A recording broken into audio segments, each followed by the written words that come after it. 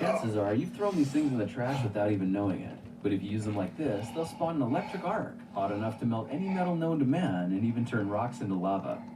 In this project, we're modifying a fire brick and some flashlight batteries to build an electrical arc furnace on a budget.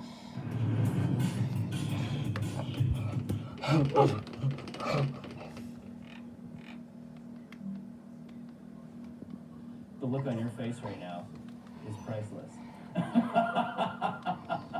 What's up, guys? Welcome back to the lab. Today we're trying another one of those experiments you really shouldn't try at home, and that's why we're at iJustIn's. Hello. I've also got this, just in case. That's right. Today we're going to be playing with fire, so safety precautions are in place. And the only things we're going to be using for this experiment are a large metal bowl of water. We're using some dish soap and some butane that I just went down to the Home Depot and got for $8.50. So you guys add water and dish soap together, and you take a straw and you blow it. Bubbles come. What are we doing? So guys, update. What we just did is we took some dish soap and we poured it into the water, stirred it around, and used one of these yellow straws. I'm not sure if they're color specific, but we did use yellow to blow some bubbles, and we've got a lot of bubbles. So pretty elementary. Everybody knows that dish soap forms bubbles, right? But what if we happen to trap a different kind of gas inside those bubbles? What if instead of using air, we tried filling up with something like butane instead? I have absolutely no idea. We're gonna find out. So we're gonna have Justine here. Go ahead and remove the cap. And what you're gonna find in this butane bottle is there's a little nozzle sticking up here on the top. That's actually for refilling, like barbecue igniters and lighters and things of that nature. They're sometimes refillable. These ones probably aren't. I think, yeah, that's definitely not one of them. Yeah, these are made to purchase multiples. But the interesting thing about this is if you press this down, you get a little squirt of gas supply. And you light that gas on fire. Holy crap! Sweet. My dog is extremely excited about it. Improvised flamethrower. And this is one of those things you don't try at home, right? Leave it to us experts. What a So, idiot. definitely a flammable gas. Thank you very much. Okay, not doing So go ahead and take your canister of butane. Okay. We're going to flip this upside down, and we're going to stick it straight down to the bubbles until it hits the bottom of the bowl. Yeah. When you feel it make contact, keep pushing, Okay. and it's going to start forming bubbles until that entire container is empty. Okay. Do you know what's gonna happen? Okay. Whoa, whoa, whoa! God, lady, you're not too bright, Good are you? stuff, huh? Now if you angle it to the side a little bit, you can get a lot more. So a moment of truth. Now what I need you to do is I need you to put your hand in the side. I want you to get a little bit soapy so that when you pick up the bubbles stay in your hand. Dry skin and bubbles don't mix very well, so you want to get your hand nice and soapy and wet. So coming from the bottom, squish your hand around a little bit. And then when you feel it's nice and sticky, you go ahead and scoop up some of those bubbles there. Now you see how all the bubbles are popping here? That's because some of the skin is still dry. So what really works best is if you put your hand down the bottom, Okay. swish it around, get your whole hand covered in that nice soapy water. Let's go ahead and move this dish out of the way, far out of the way. And now this is the important part. I'm gonna take some paper towel and just brush off the bottom of your hand so that we only have the bubbles on the top. All right, now this is actually quite a bit. This is an enormous amount to do for your first time. Are you comfortable doing this? No, let's do it. Okay, so when we're gonna light this off, Justine's gonna open her hand fully, and what I want you to do is count from 3, 2, 1, and say flame on. Okay. 3, 2, 1, flame on. Ah! It burns! Did you see that? That was amazing. You didn't even flinch. She's just like, it burns, and then she just stands there holding this ball of fire. What am I supposed to do with it? That was impressive. Wow, So, wow. so what did you feel? Tell us about that It experience. just felt warm. I think I was over-exaggerating a little bit because I think the shock of seeing my hand on fire was more scary than the feeling. Because it was like a slight, like you put your hand over top of a toaster, it's like that warm. Mm-hmm. Like if you like run over top of a candle for a second, you Yeah. can feel it warming up, but then it quickly dissipates. That was that cool. That was like 3 or 4 seconds. Her hand was on fire, and she just held it. Like, I think you're a natural. That was really cool. We'll try this again. Okay. Okay. One word of advice, guys. The small bubbles hurt. So if you have a lot of small bubbles, wipe them off and get some bigger bubbles. They burn a lot quicker. The small bubbles have a tendency to linger. So we're just gonna clean this up. We're gonna soak your hand in there again, swish it around. Okay. Wow, this is neat. Neat. Hey, that's pretty neat. You heard it here first. It's neat. This looks really cool. Go ahead and scoop those up. And I love the way that it kind of like sticks to the bottom of your hand as you're pulling it out. Now, obviously, flames rise, so if you have bubbles on the bottom of your hand, it will burn. And that's why it's very important to pull all these bubbles off.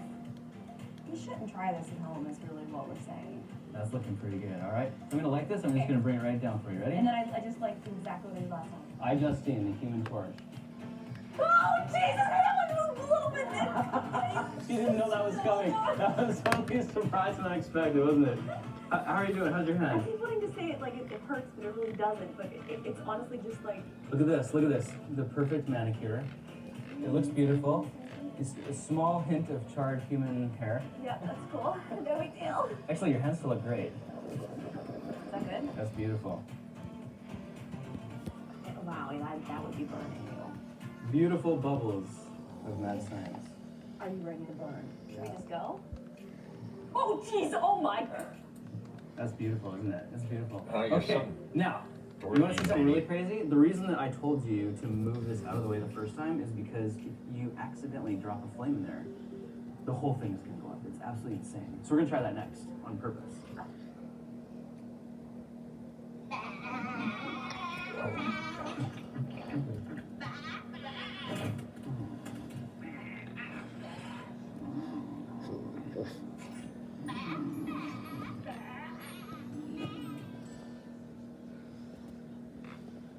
Move anything?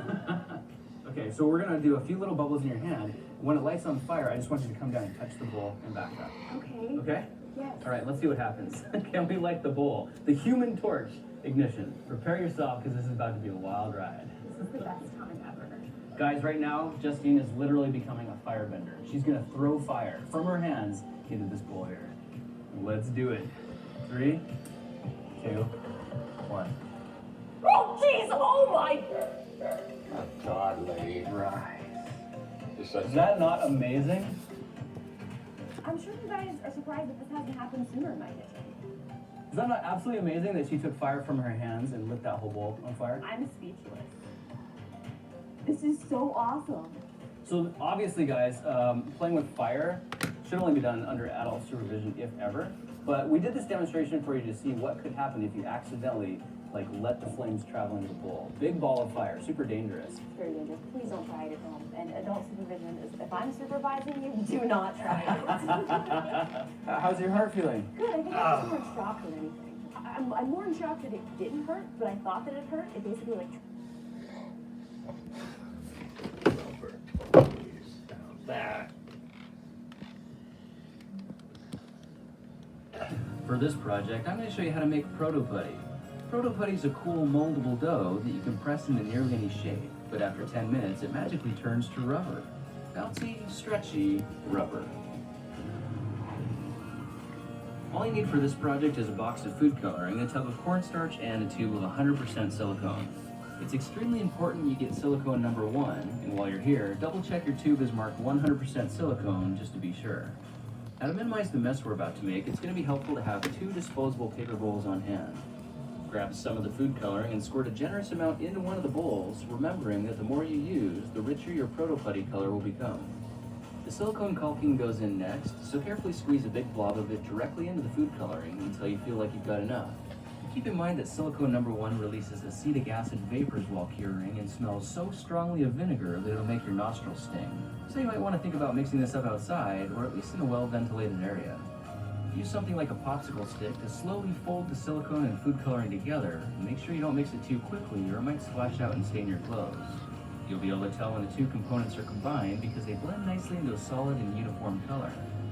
Now it's important to note that as soon as the food coloring is mixed, the clock is ticking, and we've only got about 10 minutes of work time before this all starts hardening up.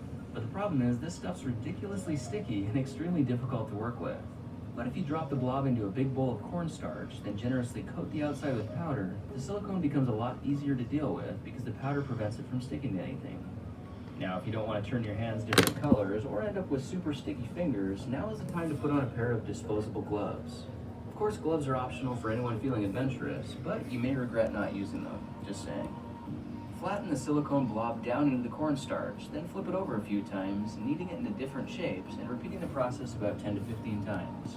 This will help tame the sticky nature of the mess and make it a lot more manageable to work with. Now, if any part of the silicone starts feeling sticky again, just coat it with more cornstarch and repeat the process until it loses all of its tackiness. After around 2 minutes of kneading the cornstarch in, the